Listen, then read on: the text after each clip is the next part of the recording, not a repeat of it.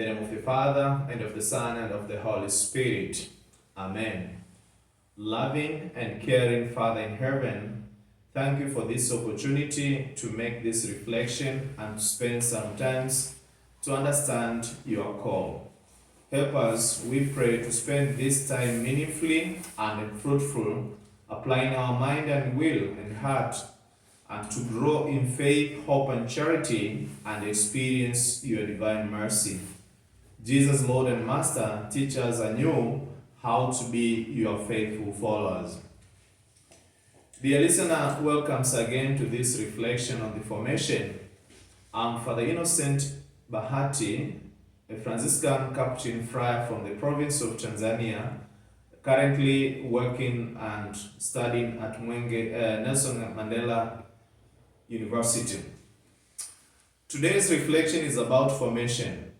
Religious life is a gift of love, fruit of faith, a mystery from God, also a challenge on our part.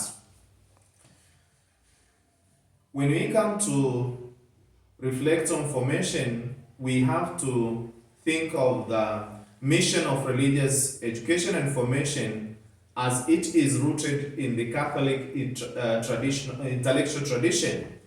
That is, to have a well-rounded or holistic curricula that which addresses the emotional, spiritual, and moral development of the candidates, along with the intellectual, physical, and social growth.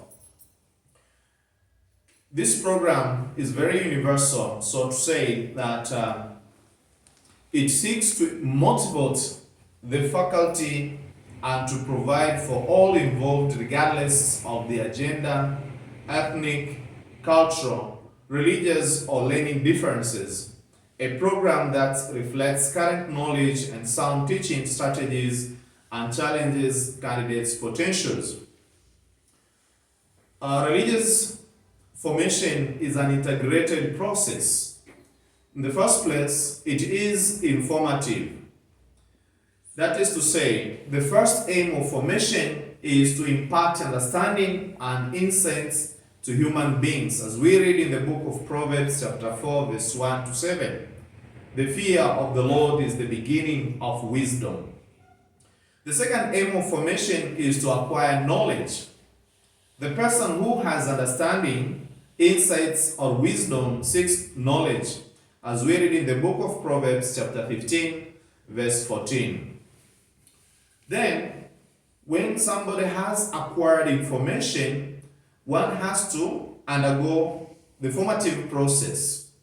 It's when somebody starts to examine his or her strength, weakness, opportunities, and threats. Knowledge helps a person to discern what is best and then to make the right choices, as we read in the book of Philippians chapter 1, verse 9. That is to acquire and experience wisdom.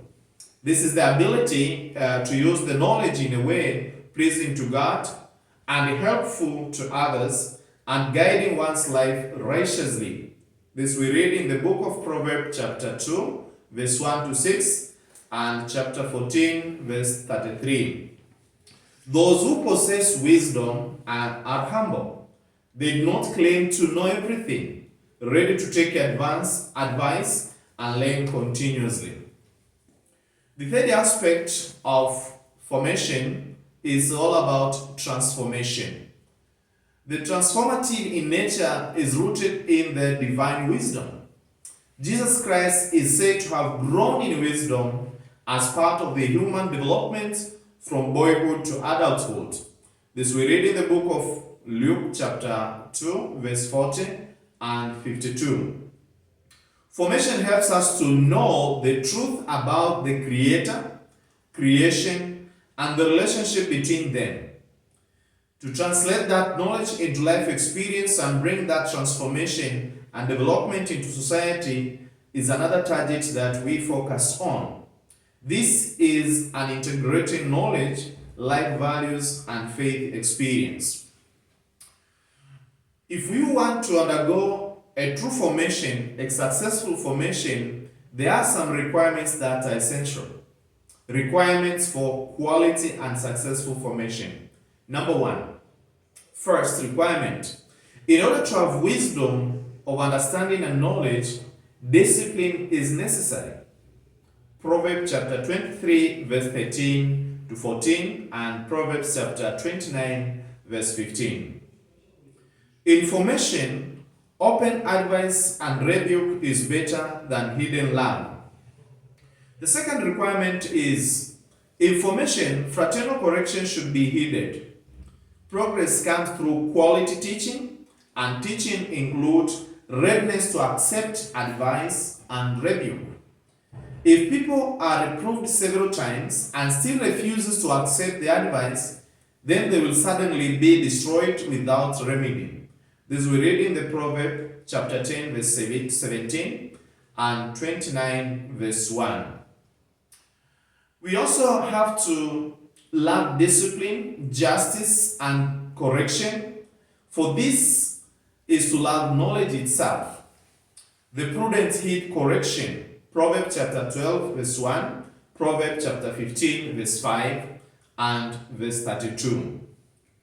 A righteous advice and rebuke goes deeper in the persons of understanding than 100 lashes upon the back of a fool. Character benefits and is made attractive by receiving constructive criticism with genuine pleasure. The third requirement, those and instructions should be obedient and receptive. The wise knows that they can always increase their knowledge. Therefore, formation requires attentiveness to instruction, as we read in the book of Proverbs, chapter 19, verse 20, chapter 1, verse 5, chapter 18, verse 15. The other requirement is knowledge must always be practically applied with righteousness. The purpose of this understanding mind is to do successfully what has been given so as to accomplish goals in life, including the ability to distinguish between right and wrong. This we read in the book of 1 Kings, chapter 3, verse 9. Dear listeners, what is the value of formation? Formation is the grace and honor.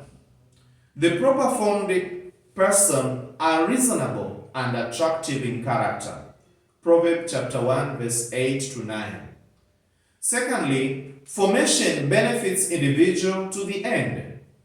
Those who obtain wisdom love themselves and prosper. Thirdly, formation is satisfying because it gives one hope for the meaningful and happy future.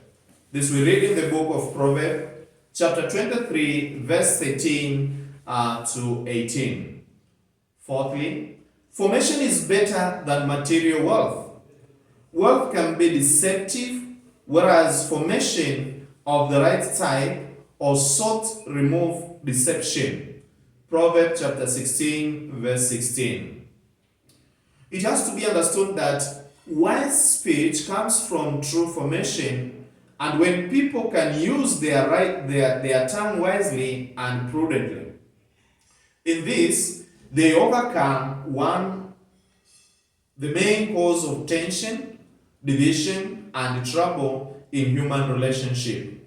This we read in the book of Proverbs, chapter 15, verse 7, verse 21, and chapter 16, verse 23. God will, on the parts of all right-thinking people, and success comes as the result of formation because of the understanding, knowledge, and wisdom it provides. True formation prepares people to become good citizens. It prepares one to express righteously his or her duties to institutions, states, and society, as well as having the duty to God. This we read in Matthew chapter 22, verse 15 to 22, and Romans chapter 13, verse 1 to 7. 1 Timothy chapter 2, verse 1 to 2. True formation helps one to know priorities of life and meet people's spiritual needs. This we read in the Gospel of Luke, chapter 4, verse 18 to 19. True formation teaches that one should not neglect social action to help the poor, the marginalized, and those of looming status in the society.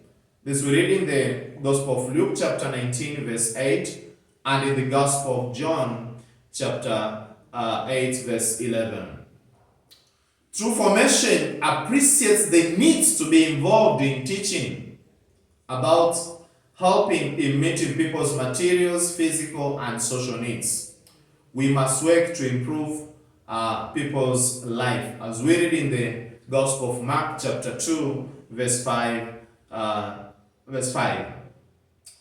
True formation strives to promote righteous relationship at different levels in society, and especially those social challenges of life.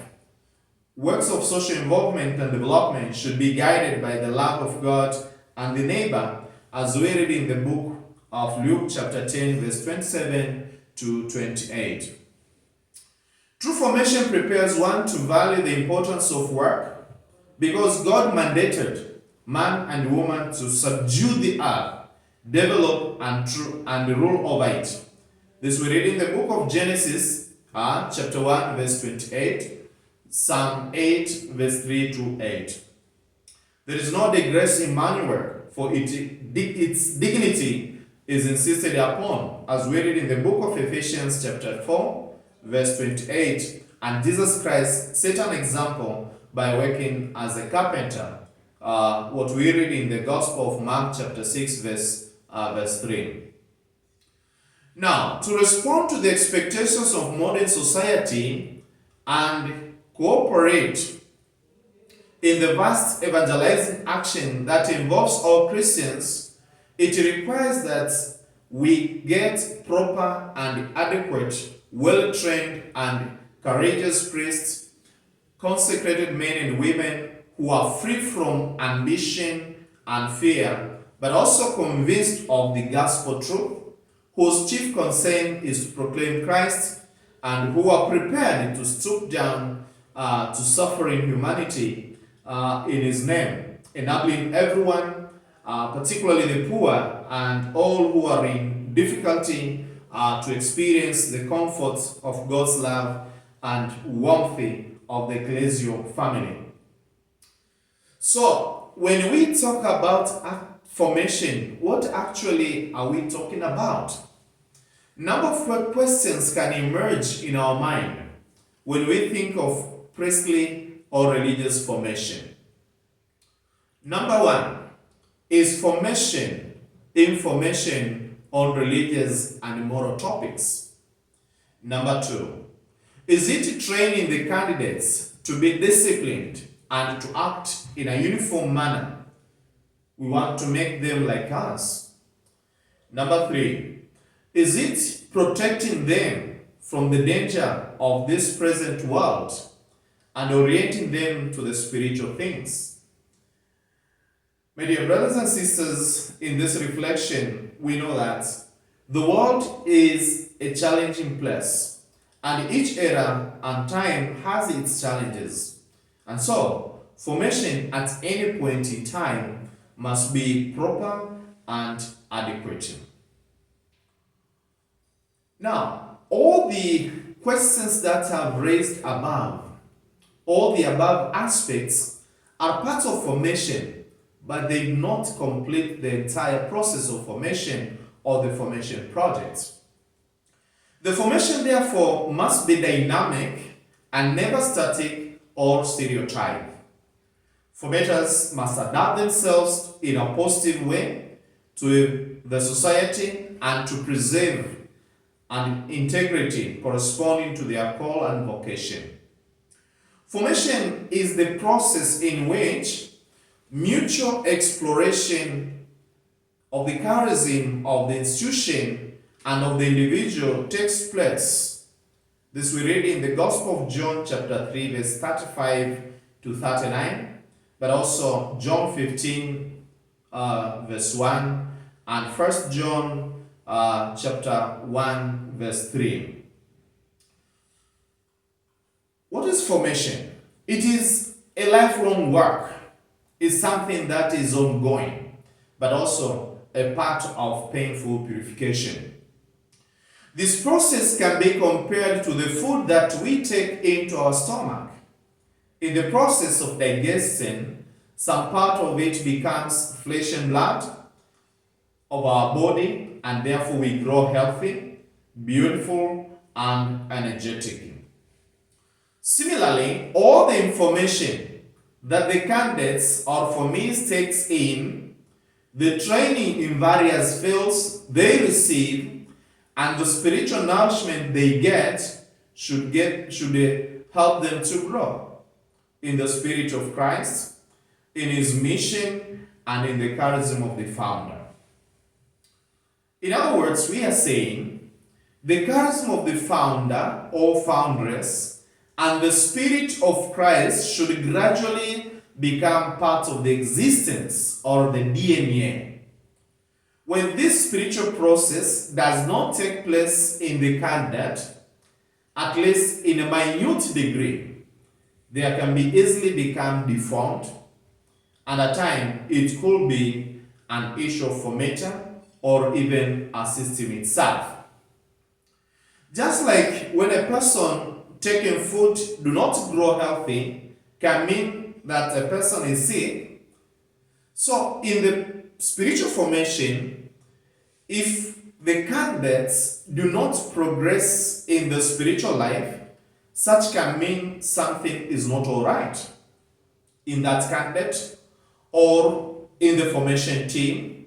It is said, nemo dat quod non habet. That is, you cannot give what you do not possess.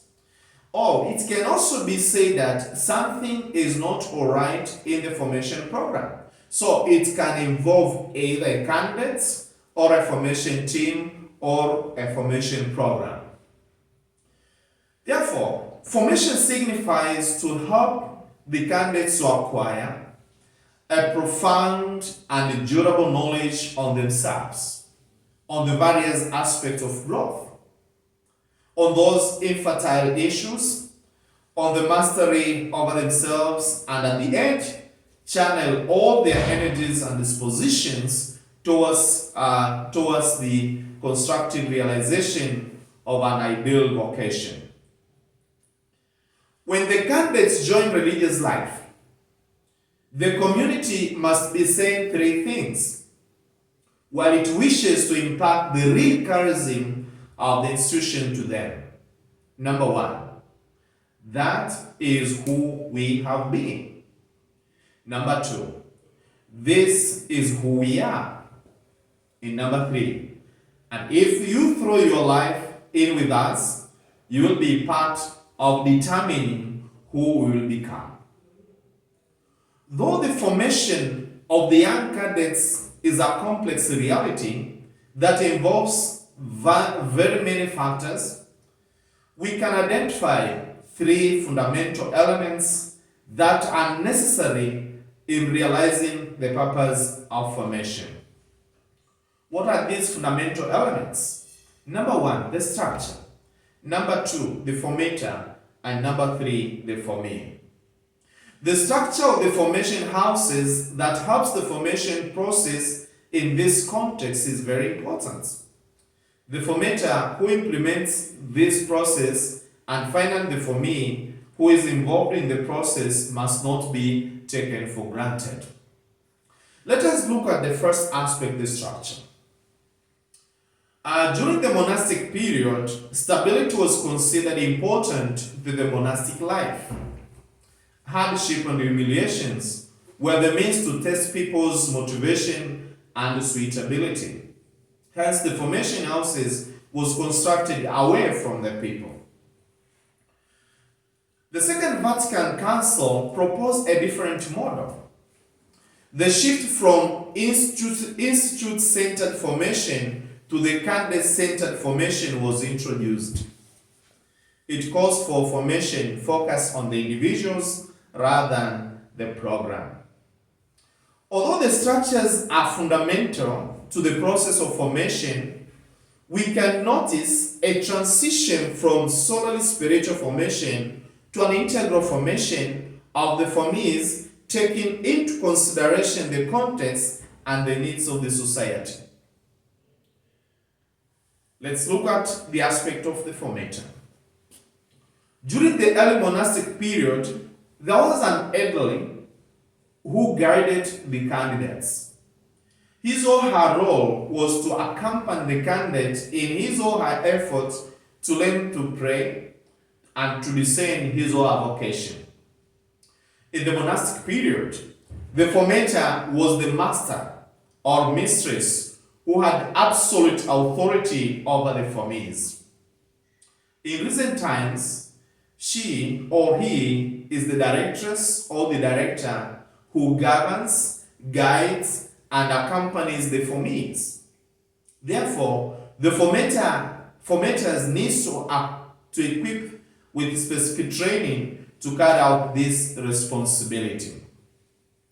Now, taking into account the present day challenges, the formators should have the ability to relate, to listen, and to discern vocations, and to guide the candidates towards commitment. Therefore, choosing the formator is a big challenge in itself. My dear listeners, the whole thing we are looking at is in this process of formation is all about discernment. The word discernment comes from the Greek root, which means to sift or to separate.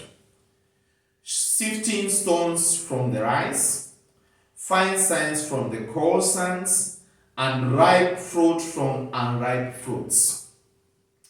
It is the ability to distinguish the good and evil spirit within us and around us.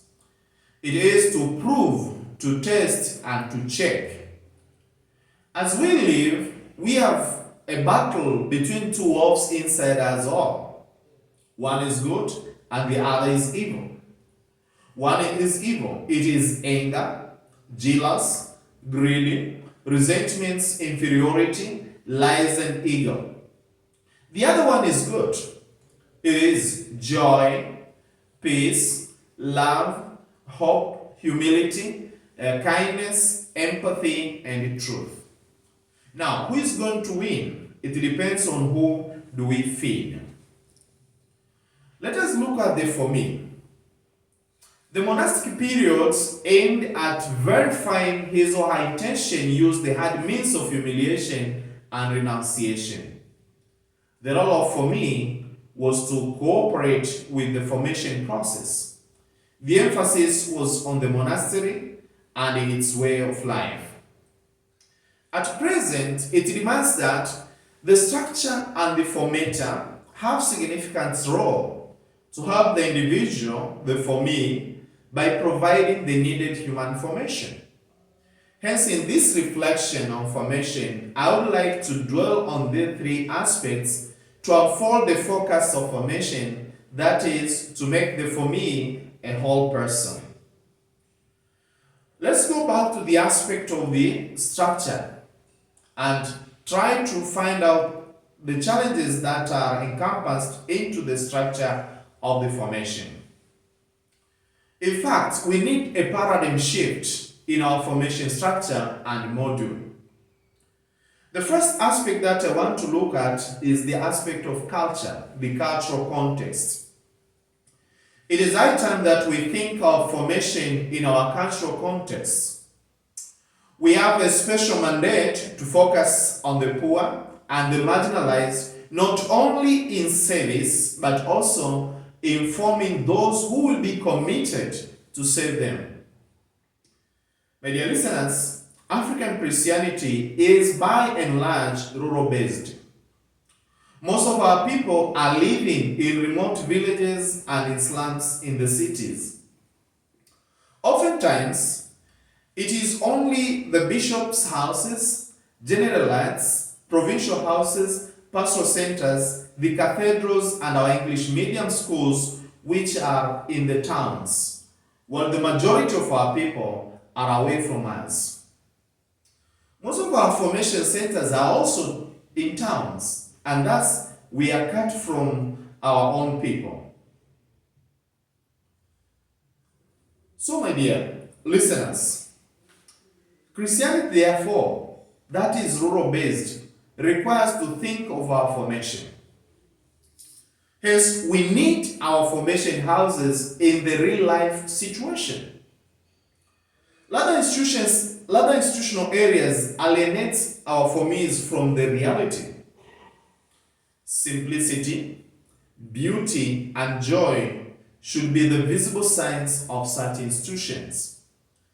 If the leaders of the congregations would want formation to nurture mystics and prophets, they should make the formation houses conducive to achieve this purpose. We know from experience that we do our school training in practical teaching and nursing in the hospitals. Formation for religious life cannot be given outside the field.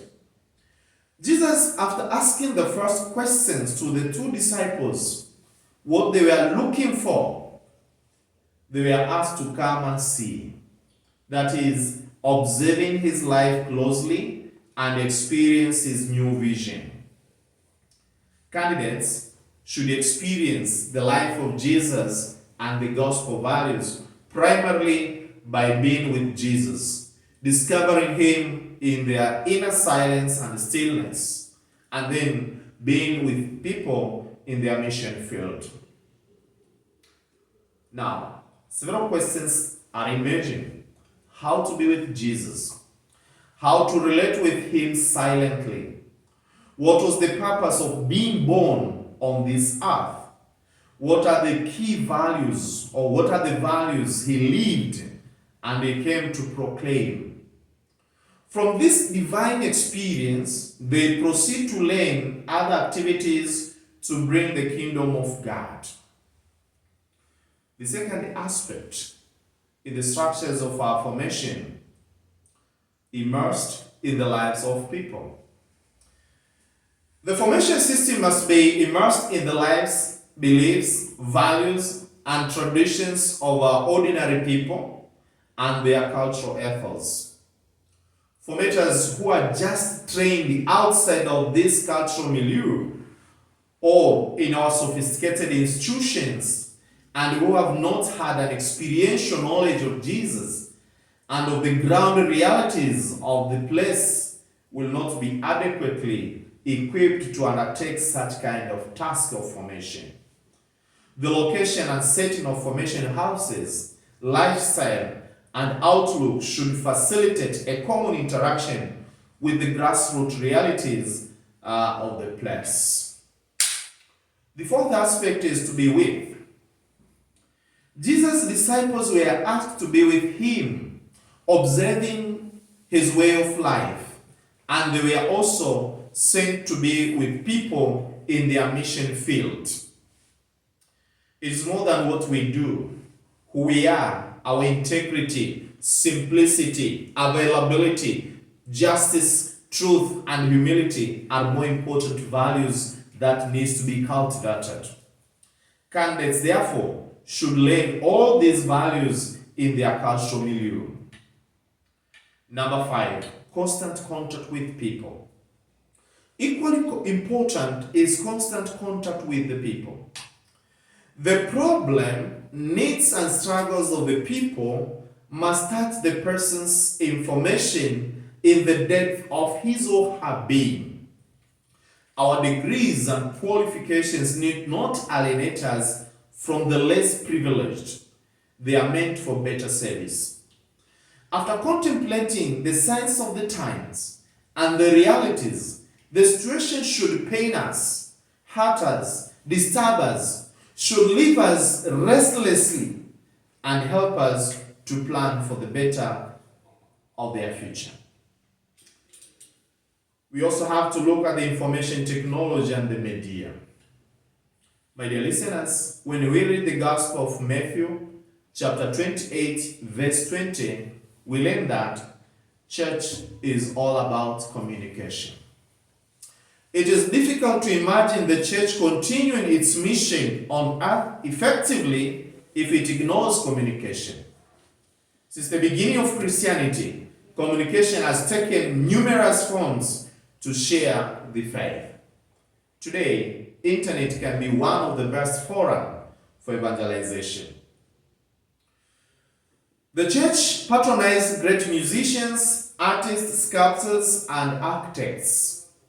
The church embraced every medium of communication as technology developed: print, radio, cinema, television, and now the internet and other forms of social media. Pope Francis is a great example in this regard, and his every activity and words is brought alive by the media and inspires us. Now, we need to realize that we cannot ignore the communication and be effective in our ministry of service. Little do we realize that it is not the media that is evil, but human nature that is inclined to sin and evil. So, refraining from engagement with media is not the solution. We rather need to educate religious from the time of formation how to use it in a mature way. Can we see in today's media platforms that the world can hear the message of the gospel? Vocation promoters needs to keep in mind that contact with future candidates can begin with internet conversation as the young seeks information on the internet. There are no rooftops today, but desktops, palm tops, and laptops. We also need to be aware of the dark side of the cyberspace. Obsession with Facebook, WhatsApp, and many other sites makes even the adults and elders feel independent. The more friends I have on the Facebook and on the mobile, the more distance I drift away from my community members. Virtual intimacy cannot take the place of the real intimacy with the community members. Moreover, there are the other risks of depersonalization, alienation, and self-indulgence. Given time, we shall reflect on this about the influence of communication or technology on the community life in the near future. The challenge, therefore, is to be authentic and faithful in real relationships and not give in to the illusion of constructing an artificial public profile of oneself. Modern technology is powerful and useful, but it needs proper and wise usage. And this is the process whereby we must engage the formation to bring the realization of the goodness of the technology, but also the negative side of it. Ensure that you live in a real world with real people as we appreciate their presence.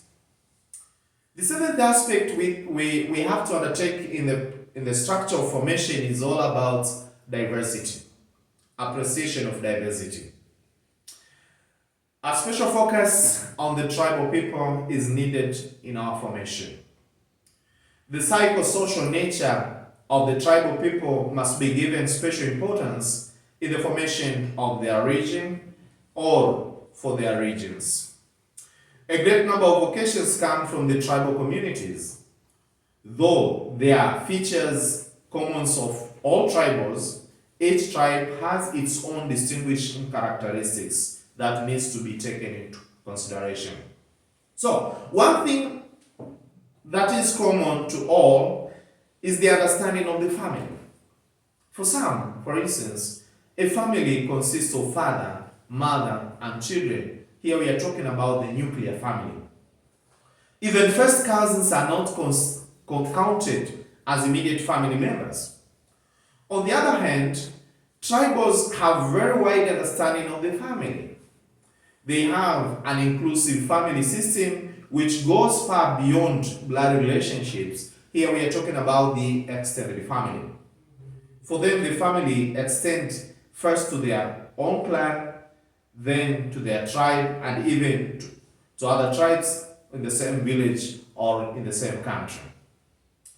Now, this extended relationship can cause misunderstanding in religious communities with people from other areas who may have little knowledge of the tribal culture. Similarly, the understanding of celibacy in religious life or in the ordained ministry will not be as clear to the tribals as to others. Married life and rearing a family is a sign of maturity among them, and this needs to be taken into context of understanding. The hardship of living in inhospitable terrains and rearing a family demands tremendous amount of courage and sacrifice, which is associated with maturity. Single life, therefore, for some is considered a sign of weakness and a sign of sickness.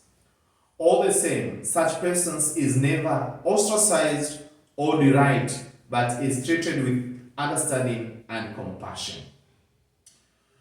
With the advent of Christianity, however, the status and dignity accorded to an unmarried persons, priest and religious, who is totally dedicated to the service of the deity as a priest or religious, is of high order in these cultures, since he or she is seen as one with a wider responsibility looking after the extended world family, that is the church. Popular religious expressions like worldly and worldly ways may send confused messages, the same tribal for whom the world and the earth is permeated with God's own life. Insistence on silence goes against the culture of spontaneity of the tribal. We would have to find new ways of communicating the gospel values rather than using them as spiritualized whips to discipline and shape the formes for religious life.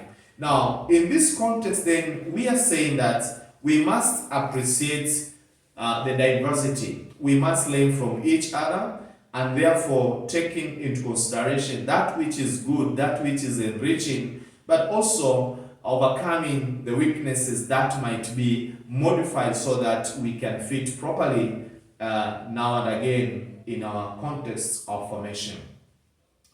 So the challenge before us is to restructure our formation program to empower rural and tribal boys and girls full of innocence to join us. Formation today, therefore, needs to be programmed in the context of diversity and not uniformity, in the context of creativity and not exclusivity.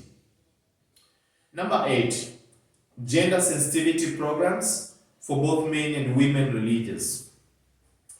We need to inculcate love and respect for one's womanhood and sexuality, and to be at home with ourselves. Also, we need to create awareness among men of the needs for gender sensitivity for effective partnership in mission. After 2,000 years, now we are realizing that Christ was the pioneer in putting women at the center level with men. Priests of tomorrow have to be freed from male chauvinism and made aware that the feminism genius has so much to contribute to the church, but also to the society. Formation can take place only in setting that is loving and happy. If they are fear-filled or marked with suspicion and distance, young people learn to hide rather than to be themselves. The young have the right to make mistakes. It is senior members who should be exemplary. It would be sad if we reverse this order, setting a bad example with our inspiring lives. The young should be able to say later, "This place was a real home for me. I felt I could make mistakes and be corrected fraternally." In religious life, We need to foster the questioning mind and the critical spirit. This will call for great courage and inner freedom on the part of the formators. They have to be prepared to face uncomfortable questions and challenges. It's not enough to say that our founders were God-experienced and courageous people. What Africa and Church in Africa needs today is to prepare young religious men and women to speak up clearly, to act courageously, and ready to pay up personally. Another aspect is psychosexual formation. Proper psychosexual formation is an essential need of the time. Candidates should be encouraged and helped to talk about their psychosexual concerns with the formators. There is a need to provide ample and relevant information on this aspect of formation. If we do not give them such information, the world through media will provide them. Besides, formators should be trained to skillfully deal with and diligently guide the formees to achieve a great level of psychosexual integration in their life. Now, having looked at the structures of formation, we also need to go deep a bit into the formation of the formators. The first thing that I want to bring alive is that everyone is the formator. Either you are forming or you are deforming. There's no neutral ground in this noble task.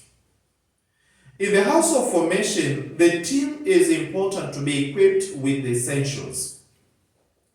Priestly and consecrated life is beautiful. It is one of the most precious treasures of the church, rooted in the baptismal vocation. And therefore, it is good to be a formator, because it is a privilege to participate in the work of the Father, who forms the heart of the Son in those whom the Spirit has called.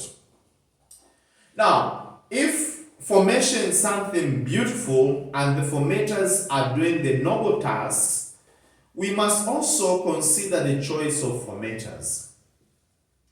Selecting the formator or selecting the right people for formation ministry is a great challenge today. The main quality needed is neither intellectual brilliance nor more academic degrees. We must consider one's character, one's convictions, and one's lifestyle much more than the degrees and mere cleverness. To be an inspiring person and to be human are more important qualities that must always be taken into consideration when it comes to the choice of formators. The challenging situation we experience today is that our formation is more patriarchal, more hierarchical, more intellectual, authoritative, hurting others and belittling others. I know everything, and mine is right sort of a culture. I must control and I'm in charge. We come from the culture which affirms that elders know everything, and the young ones would always depend on the elders to learn much. We don't allow them to be adults and to think for themselves and to share their viewpoints. We do not celebrate or we do not collaborate, but we compete with others and compare ourselves with others. We feel better and higher than others. Let us break this kind of hierarchy. We need to collaborate, not to compete. We need to invite others into our lives and make a sense of contribution. We are children of the same God, and we call ourselves sisters and brothers as equal members. So, place, language, state, ministry do not make us different or do not make us great. When we read the Gospel of John chapter 15, verse 15, Jesus called his disciples friends, children, and told them, I have shared everything with you. John chapter 13, verse 33. He shared with them the values of the new kingdom, his experience of God, Abba, and his disappointments with the Pharisees and religious leaders who couldn't understand his vision of the kingdom. Therefore, in the process of choosing the formator should be updating oneself. We need to provide updating for formation personnel. Any professional who wants to be effective needs constant training. Formators should be encouraged to take part in seminars, even short programs on the subject as counseling, spiritual direction, prayer, social analysis, and interculturation. Formators needs to learn about methods of giving classes. A formator should have the capacity to change the methods of giving classes rather than making it a teacher-pupil classroom. Set up group discussions, seminars, study cycles on cultural differences and behavior patterns should become part of the formation program at every age. Formator should bring out the best of every culture and not merely cast them in some mold or attach labels. They should take every effort to create harmony and goodwill among different cultural groups and be sensitive when dealing with issues associated with different cultural traits of the formees. Creating a more intimate understanding and appreciation of one another cultural entities or traits will go a long way to facilitate greater integration and cohesion among the members. Formator must always encourage celebration of festivals. Festivals are another occasion that builds cultural integration. Many of the tribal festivals are pregnant with spiritual meaning. The eco-spirituality that each festival signifies can be made suitable for community prayers and worship. Who is the focus of our festival, we should ask. It should be reflected upon. Sometimes we need to join people outside the celebration, celebrating the festivals. Again, it depends on the formator to use his or her initiative in promoting and celebrating the cultural diversity. Formator must always be aware of what is happening. A formator should be a woman or a man of God and live in constant awareness of who she is or who he is and what he or she is doing. That is to say, he or she must be an integrated person. How to guide formees to experience the presence of Jesus? It's not by merely reaching the doctrine or theology about Jesus or different methods of prayer and various vocal prayers, but by sharing one's familiarity with the person of Jesus. Another aspect which is very important, the formator should work in a team which facilitates interaction. While this is the preferred situation, most congregations do not operate at a team level. Maybe several questions need to be asked. Does your congregation have a formation team? Does it work as a team or as a group of individuals? What makes it a team?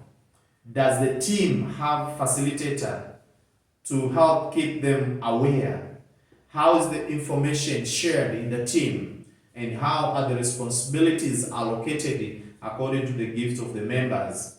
All these will help you know whether there is a team or there is no team. The formator should be interested in listening and understanding the brokenness of the formees with kindness and compassion. We are here talking about the capacity for accompaniment. This would mean accompanying and guiding them in their journey of self-discovery and assisting them in their efforts to be transformed into loving and compassionate disciples of Jesus. Learn from everything and teach by example. Give example by reading good books, articles, and magazines. Lots of information is coming from the internet. Formator must be in a position to download them and provide readings material to the formees. Let them widen their knowledge of social, political, and cultural religious realities of our society and be able to articulate and discuss in their groups. The formator doesn't know everything and should be a student to learn a lot, even from the formees as well. The formator should be very much aware of the hierarchical structures. He or she is a friend, a guide, a care frontier, gentle and challenging others with love if need be. He or she is responsible to create a climate of freedom and not a fear complex. If need be, he or she has to consciously break the inhuman and outdated structures that are not helping the candidate to grow. The formator has to be a good listener rather than a talker. He or she should be a non-judgmental listener, emptying her prejudice and preconceived ideas. He or she should have the skills to listen and the ability to make the persons feel that he or she is understood. A formator needs to inspire and motivate the formees, not by precepts and rules, but by his very life. He or she needs to cultivate a deep God's experience and also familiarity with other fields apart from his or her academic degrees. A sense of humor is another component that a formator must have. He or she must have a sense of humor, that is, he or she must be a joyful person. Our joy is due not to the absence of problems, but to the presence of Jesus. A heart laugh at times diffuses tension. Formators must realize that they are forming all. You are a formator for all. Let there be no favoritism. Ask for feedback and accept it. Get feedback. Getting feedback is important. Be aware of your own strength and your weaknesses. You are not always what you know about yourself, but also what others think about you. And therefore, getting feedback is very important. Formators must be forming themselves as well, since formation is something that is ongoing. Those who work on their own inconsistencies become better directors for the formees in their struggles. You are not the one who simply keeps the rules very sacred. You should challenge irrelevant rules. You should have moral credibility to challenge others. That is to say, the failure of formation is actually the failure of the formator. So having said about something about formator, let's finalize our talk about formees. The formee is the center of our formation. Hence, the structure and the type of formators chosen should provide a favorable atmosphere for the formees to unfold themselves and to become whole person. Therefore, the syllabus, the day, the schedule, the subject taught, and the rules should enable the formees to discover their person, to bring out their humanity, and to live their life in abundance. Pastor Dabovobis states that all formation is self-formation. No one can form another person. We can only assist the person to form himself or form herself. Therefore, our formation structures and programs should be such that the candidate takes responsibility of their own formation. In the levels of formation, I normally say God, the true God, is the first formator. The second formator is the candidate. The third formator is the group or the colleagues in the formation. And the last one is the one who is given a letter to form the candidate. Is actually the one who is supposed to assist in that process of formation. As I mentioned before, whenever a child is born, it is a sign that God is not yet disappointed with the world. In some way, young people are a sign that God is not yet disappointed with our congregations. Their active life, energetic presence keep our congregations youthful and alive and bring life and hope to our people. Beyond the shortcomings, we can see in them great potentials for the work of God's newly society. So help them to realize their potentials.